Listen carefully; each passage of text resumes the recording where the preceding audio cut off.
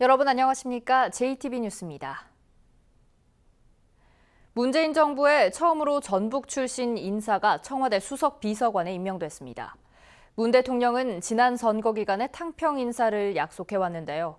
새 정부에서는 전북 인사 홀대가 사라질지 주목됩니다. 보도에 송창용 기자입니다.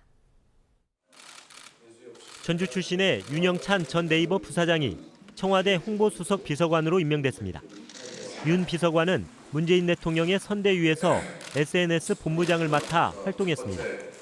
윤 비서관은 문재인 대통령과 함께 청와대에 입성하는 첫 번째 전북 출신 인사가 됐습니다. 다만 직책이 전북 현안 해결에 직접적인 도움이 되는 정책 조정이나 경제 관련이 아니라는 점은 아쉽습니다. 중고등학교와 대학교를 서울에서 나와 진정한 전북 출신으로 볼 수 없다는 주장도 있습니다. 정말 지역 인사라고 할 수 있으면 적어도 이 지역에서 고등학교 정도 나와서 이쪽에 털을 잡고 있었던 사람들이 전북 인사 이렇게 이야기할 수 있는 거 아니겠습니까? 전북 출신 인사가 조기에 청와대에 입성하면서 청와대 비서관과 장차관 등 고위직에 대한 추가 등용 여부에 관심이 모아지고 있습니다. 지난 박근혜 정부에서는 전북 인사 홀대가 심각했습니다. 전주 출신의 김관진 전 국방부 장관이 2014년 6월 청와대 안보실장으로 자리를 옮긴 뒤 전북에서는 무장관 시대가 이어졌습니다. 역대 정권의 장차관 비율을 보면 박근혜 정부 때 3%대까지 떨어졌습니다. 반면 대구 경북은 14%, 광주 전남은 6%로 전북보다 훨씬 높았습니다. 때문에 대선 기간 전북에서는 탕평 인사를 요구하는 목소리가 높았고 문재인 대통령은 인사차별을 바로잡겠다고 약속했습니다. 호남의 수도 소외가 되는 이중의 상실감과 아픔, 제가 전북의 친구가 돼서 풀어가겠습니다. 약속드립니다. 인사차별을 바로잡겠습니다.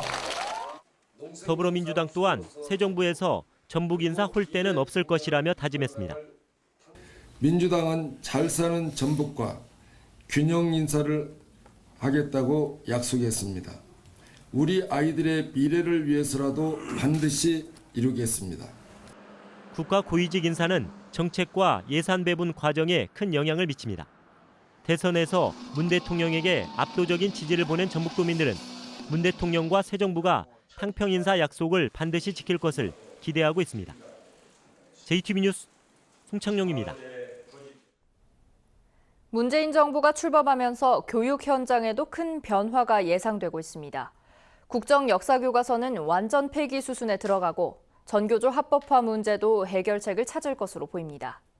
대학 입시는 단순화되고 대학 구조개혁 방안도 수정될 것으로 전망되고 있습니다. 조창현 기자입니다.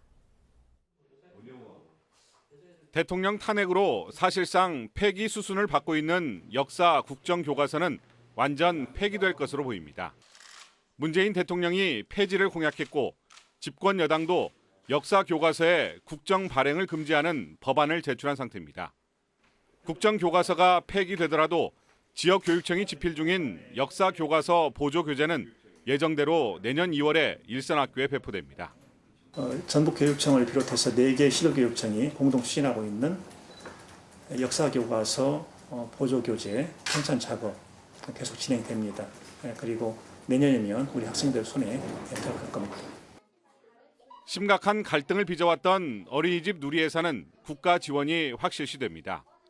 대통령이 중앙정부 책임이라고 공약한 만큼 전북교육청도 추경 예산에 모자란 금액을 반영할 계획입니다.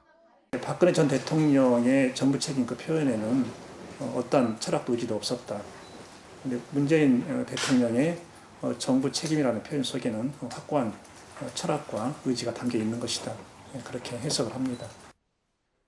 법의 노조인 전교조의 합법화와 전임자 해고 문제는 원상 복귀될 가능성이 높습니다. 보수단체의 반발이 예상되지만 개혁의 동력을 얻기 위해서라도 당장 이 부분부터 손댈 것이라는 전망이 나옵니다. 우선적인 것은 전교조 법의 노조 철회가 가장 시금석이 될 것이다. 성과급 교원평가 폐지해야 할 거고, 그리고 70년간 해묵은 교육적폐라고 하는 교육체제 개편, 이번에 해서 아이들이 행복한 학교 교육이 될 수 있도록 그걸 바라겠습니다. 특목고와 자사고의 일반고 전환, 고등학교 무상교육도 새로운 정부의 중요한 교육 정책으로 떠오를 전망입니다. 대입 전형은 수시, 논술과 특기자 전형이 폐지되면서 학생부와 수능으로 단순화되고 대학 구조개혁은 대학별 특성에 맞는 경쟁력 강화 방식으로 전환될 것으로 보입니다. JTB 뉴스 조창인입니다. 새 정부가 들어서면서 군산조선소 정상화에 대한 기대감이 커지고 있습니다. 문재인 대통령이 선거 전에 여러 차례 군산조선소 존치가 필요하다고 밝혔는데요. 전라북도와 군산시는 새 정부의 군산조선소 정상화를 촉구하고 나섰습니다. 김진형 기자입니다. 문재인 대통령은 지난 2월 대선 주자 토론회에서 군산조선소 존치를 위해 물량 배정이 필요하다고 밝혔습니다. 현대중공업과 협의를 통해 이 문제를 풀어가겠다고 약속했습니다.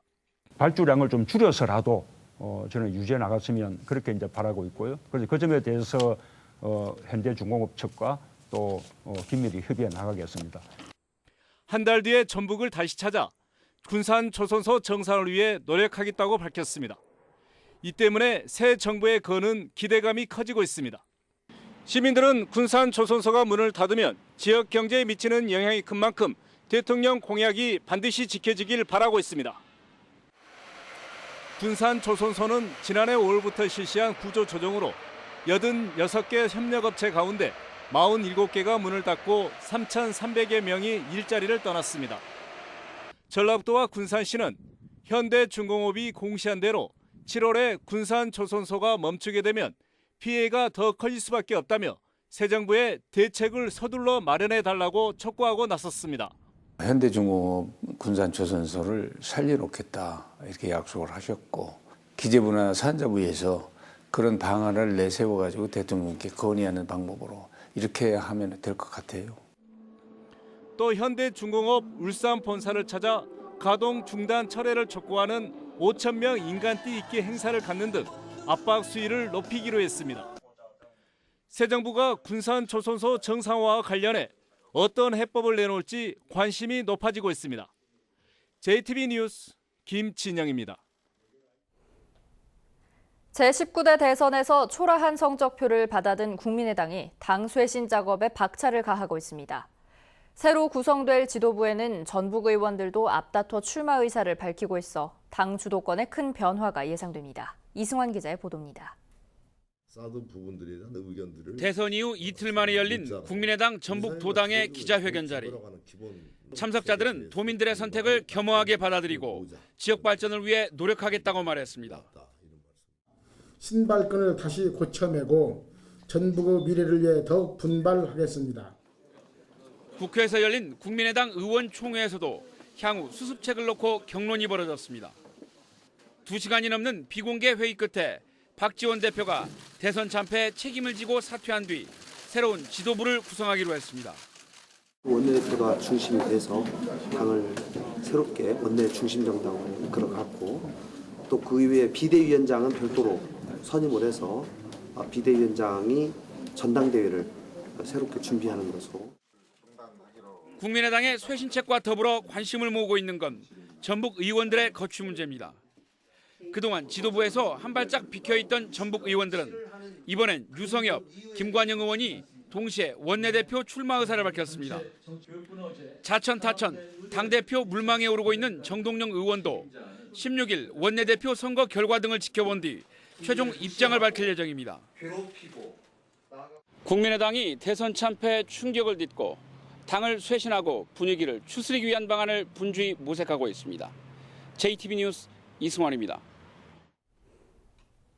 80대 할머니가 이른바 보이스피싱, 즉 전화 사기로 5천만 원을 도둑맞았습니다. 금융감독원 직원을 사칭한 남자의 말에 속아 김치냉장고에 돈을 보관했다가 몽땅 털렸습니다. 나금동 기자가 보도합니다. 80대 할머니가 은행에서 돈을 건네받습니다. 얼마 뒤 5천만 원이 담긴 가방을 들고 은행 직원과 함께 건물을 빠져나옵니다. 금융감독원 직원을 사칭한 한 남자의 전화를 받고 은행을 찾은 겁니다. 현금으로 5천만 원을 연세 있으신 분 찾아가니까 저희가 이런 거 여쭤보게 돼 있습니다 하고 나서 여쭤봤거든요. 83살인 할머니는 개인정보가 유출돼 돈이 빠져나간다는 말에 감쪽같이 속아 넘어갔습니다. 전화 속 남자의 말에 따라 은행에서 찾은 돈 5천만 원을 김치 냉장고에 넣고 집을 비웠습니다. 집에 보안 장치를 설치해주겠다는 친절함에 집 비밀번호까지 알려준 뒤였습니다. 뒤늦게 보이스피싱이라는 걸 깨닫고 3시간 만에 황급히 집에 돌아왔지만 이미 돈은 사라지고 없었습니다. 지난해에도 같은 수법으로 전주와 대전에서 7차례에 걸쳐 8천여만 원을 가로챈 20대가 경찰에 붙잡히기도 했습니다. 금융기관에서 할아버지나 할머니, 나이 드신 분들이 돈을 현금으로 이렇게 많은 돈을 찾게 되면 한 번 정도 의심하시고 112에 신고해 주시면 됩니다. 경찰은 주변 CCTV 등을 분석해 용의자의 뒤를 쫓고 있습니다. JTB 뉴스 나금동입니다. 정부가 청년 취업 대책의 하나로 창업을 육성해온 지 10년이 다 돼가고 있습니다. 하지만 대부분 단순 업종에 편중돼 있고 3년을 넘기지 못하는 업체가 속출하고 있습니다. 보도에 정윤성 기자입니다. 지난 2014년 한옥마을에서 튀김 음식점을 창업한 김모 씨. 경쟁업체들이 우후죽순격으로 늘어나자 매출이 3분의 1 수준으로 곤두박질쳤습니다. 결국 5달 만에 문을 닫았습니다. 가장 어려운 게 그 경쟁구도죠, 경쟁구도. 하나 상품이 잘 된다면 모든 가게들이 다 하고. 대학교 앞에서 식당을 차렸던 26살 이모 씨도 1년 만에 문을 닫았습니다. AI가 터지고 계란 가격이 뛴 것이 원인이었지만 경험이 부족했던 것도 큰 문제였습니다. 이제 제가 처음으로 사업을 하는 거니까 제가 뭐 배운 것도 없고 이제 돈 관리나 이제 시스템. 지난 2014년 기준으로 3년까지 살아남는 창업 기업은 전체의 38.8%지만 20대가 창업한 기업의 3년 생존율은 26.6%밖에 되지 않았습니다. 몇 개의 업체를 창업했다는 식의 양적 목표에 매달린 결과 정부의 청년 창업은 많은 어려움에 직면해 있습니다. 이제 정부의 창업 정책은 기술력이나 차별에 대한 노하우를 가진 기업이 시장에서 살아남는 데 초점을 맞춰야 됩니다. 장훈희 씨 등 3명은 대학을 휴학하고 드라이플라워 가게를 창업했습니다. 생산, 포장, 판매 방법 등을 3년 동안 준비했습니다. 장 씨는 창업 후 3년이 될 때까지는 정부의 지원이 필요하다고 주장합니다. 창업을 하기 전에는 몰랐지만 하고 나니까 필요했던 부분들, 그리고 하기 전에 몰랐던 이런 부분들에 대해서는 지원을 해주는 게 많이 부족하다고 생각을 해요. 기술형 창업을 활성화하기 위해선 업종과 관계없는 창업 자금의 지원 방식에도 개선이 필요합니다. 3천만 원 주고 1년 후에 또 1,000만 원 주는 업종에 관계없이 그렇게 하고 있는데 그것이 그 업종별로 좀 바꿔줘야 되지 않겠느냐. 창업기업이나 창업보육센터에 대한 평가 방식도 1년 단위의 단기 평가에서 벗어나야 되고 창업을 중고등학교 때부터 접할 수 있는 창업의 조기 교육이 필요하다는 지적도 나오고 있습니다. JTB 뉴스 정유정입니다. 완주군 프러포즈 축제가 내일 전북 도림미술관 주변에서 열립니다. 남원은 내일 요천둔치에서 농부들의 프리마켓을 운영합니다. 오정현 기자입니다. 완주 모악산은 여성을 상징하고 경각산은 남성을 대표합니다. 바로 앞에는 구의저수지가 있습니다. 완주군은 풍요의 상징인 구의저수지가 알고 보면 모악산과 경각산의 사랑의 결실이라고 밝혔습니다. 구의저수지를 내려다볼 수 있는 전북 도림미술관 주변에서 내일 완주군 프러포즈 축제가 열립니다. 완주군은 행사장을 찾아 사랑을 고백하면 꼭 이루어진다며 연인들의 많은 참여를 당부했습니다. 사랑의 명소로 잘 알려진 저희 모악산 일원에 많은 커플들이 참여하여서 행복하고 즐거운 시간 만들어 가시길 바랍니다. 남원 쑥쑥 농부들의 프리마켓이 내일 오전 10시부터 오후 4시까지 남원 요천 둔치에서 개최됩니다.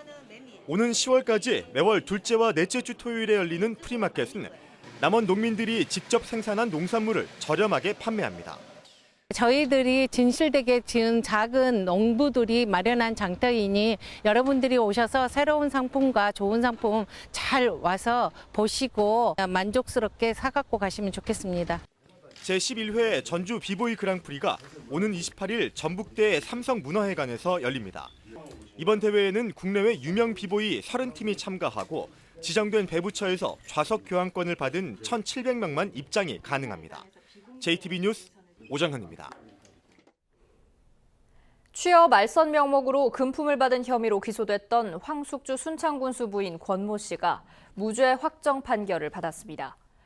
대법원은 알선수재 혐의로 기소돼 1심과 항소심에서 무죄를 선고받은 권 씨에 대한 상고심에서 검사의 상고를 기각하고 무죄를 선고한 원심을 확정했습니다. 권 씨는 지난 2013년 지인의 아들을 기간제 공무원으로 채용해주는 대가로 또 다른 지인으로부터 2천만 원을 받은 혐의로 기소됐지만 재판부는 공소 사실을 인정할 만한 증거가 없다며 무죄를 선고한 원심의 판단은 정당하다고 판결했습니다. 부안 해양경비 안전선은 정원을 초과해 선박을 운항한 혐의로 선장 42살 신모 씨를 붙잡았습니다. 신 씨는 어제 오전 5시 50분쯤 부안군 격포항에서 승선 정원이 5명인 선박에 6명을 태우고 운항한 혐의를 받고 있습니다. 경찰 조사 결과 선박에 탑승한 28살 외국인 선원 A씨는 불법 체류자로 드러났습니다. 부안해경은 선장 신 씨를 상대로 정확한 사건 경위를 조사 중이며 외국인 선원 A씨를 출입국 관리사무소로 인계했다고 밝혔습니다.